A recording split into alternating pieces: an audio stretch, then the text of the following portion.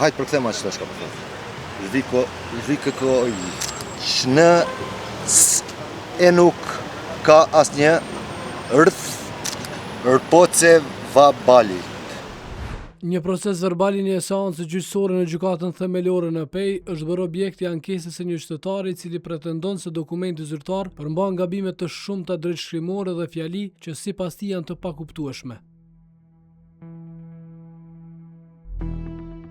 Mehmet Lajshi nga Rrugova thotë se pasi e pranoi proces verbalin e seancës së mbajtur me 15 korrik 2026 për caktimin e masës së sigurisë, hasi në një dokument që sipas tij në shumë pjesë nuk mund të lexohet dhe nuk pasqyron qartë deklarimet e dhëna gjatë seancës.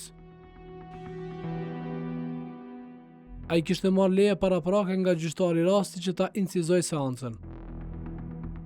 Kom pas seancë gjyqësore dhe i falenderoj shumë gjyqtarit rastit Ilir Berishës, i cili ma mundsoi që seanca të mohet me audioincizim. Pasi që jo kry seanca, audioincizimin e kisha të sigurt me leje tina, normal, tek mas 3 dite kur e kom lexuar proces verbalin tu llogarit që nuk guxojnë me bon asi gabime, pasi që veç audioincizimi ish, kur e kom lexuar e kom pa që është një proces verbal skandaloz. Në audioincizim ndëgjohet qartë kur gjyqtari i thot zyrtares ligjore korrigjo proces verbalin. 8 minuta korrigjim ka bon, po ajo s'ka bo korrigjim, po ka bo masakrim. Faqet e para janë shumë mirë shkrume. Kur ka qenë kërkesa ime, ka qenë çështja për një mos sigurie, bashkësenet thelpsore, një fjalë është do për gjys, 3 fjalë janë bo bashk. Lajshi thotë se gabimet që ka evidentuar në proces verbal e bëjnë të pamundur kuptimin e përmbajtjes. Për këtë arsye, ai ka kërkuar që proces verbali të korrigjohet.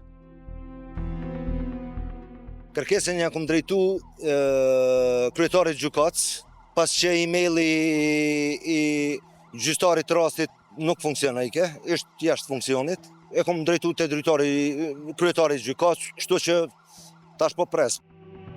Për këto pretendime, Kallzo.com ka kontaktuar me gjykatën themelore në Pej.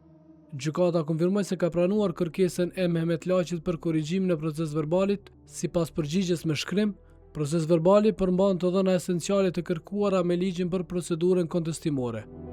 Megjithatë, gjykata nuk përjashton mundësinë që në të ketë gabime teknike. Bazuar në dispozitën e nenit 135, paragrafi 1 të ligjit për procedurën kontestimore, proces verbali i seancës duhet të përmbajë të dhënat esenciale për veprimet e kryera gjatë seancës gjyqësore.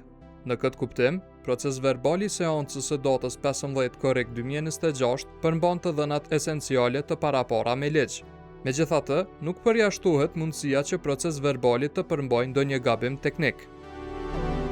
Sipas gjykatës, edhe nëse ekzistojnë gabime teknike, ato nuk ndikojnë në përmbajtjen thelbësore të proces verbalit dhe as në vlerësimin e çështjes nga gjykata.